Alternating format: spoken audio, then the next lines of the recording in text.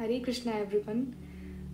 तो उम्मीद है कि आप सभी स्वस्थ होंगे, अच्छे होंगे, आपका स्वास्थ्य एकदम अच्छा होगा। तो आज मैं एक विशेष टॉपिक पे बात कर रही हूँ और वो टॉपिक है भगवान अवतार क्यों लेते हैं। तो ये परम ब्रह्मनिष्ठ संत श्री उड़िया बाबा जी महाराज के उपदेश है जो आज मैं आपको सुनाने जा रही हूँ।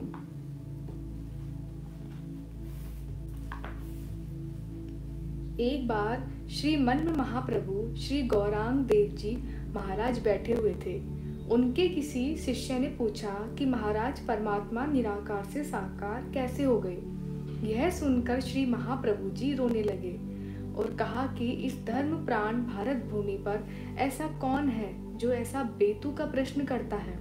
अरे, जब परमात्मा में सारी शक्तियां हैं तब क्या वे निराकार से साकार नहीं हो सकते। यदि भक्त विपत्ति में है, संकट में है, तो क्या भगवान साकार होकर उसकी रक्षा सहायता को नहीं आ सकते।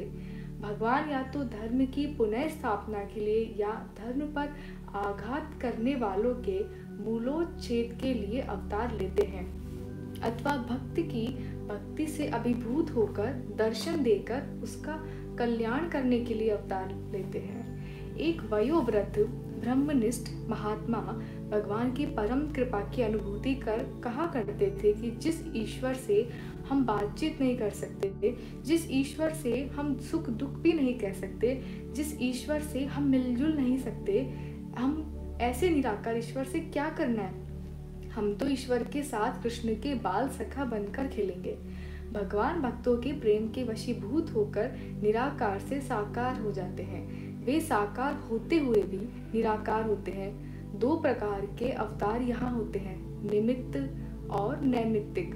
श्री राम और श्री कृष्ण साक्षात अवतार हैं।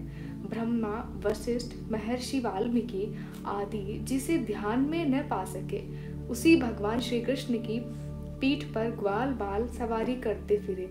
यह श्री कृष्ण अवतार के प्रेम की पराकाष्ठा ही तो है। पूर्णावतार, अंशावतार, विशेषावतार, अविशेषावतार और नित्यावतार, ये 5 प्रकार के अवतार होते हैं। इनके प्रकट होने के अलग अलग कारण होते हैं। हमारे धर्म शास्त्रों में विस्तार से इन अवतारों का परिचय दिया गया है। अवतार किसी एक जीव के कल्याण के लिए नहीं होता, अपितु समस्त जीवों के कल्याण के लिए होता है। इस प्रकार समस्त जीवों का कल्याण अवतार रूप में प्रकट श्री भगवान की शक्ति द्वारा उपर्युक्त 5 प्रकारों से होता है। अहंकारी और शंकालु व्यक्ति अवतार को कभी नहीं पहचान सकता। भगवान श्री कृष्ण को उनके समय में केवल भीष्म जैसी विभूति ही पहचान पाई थी। भगवान ने स्वयं कहा है, अव्यक्तम व्यक्तिमापन्नम मन्यन्ते माम बुद्धयः परम भावमजानन्तो ममाव्ययम् अनुत्तमम्। अज्ञानी लोग मुझ अव्यक्त को शरीरधारी व्यक्ति मानते हैं। वे मेरे परम स्वरूप को जो अव्यय और सर्वोत्तम है नहीं जानते। कुछ शंकालु लोग कहते हैं कि भगवान श्री राम और श्री कृष्ण अवतार नहीं, महापुरुष हैं। श्री कृष्ण अवतार नहीं, केवल योगी राज है। ऐसे शंकालु लोगों के कुसंग या कथन पर ध्यान न देकर शास्त्र सिद्ध अवतारों में पूर्ण निष्ठा रखते हुए उनका भजन करते रहना चाहिए। भगवान के भजन तथा मानवोचित सत्कर्म करते रहने में ही हमारा कल्याण है।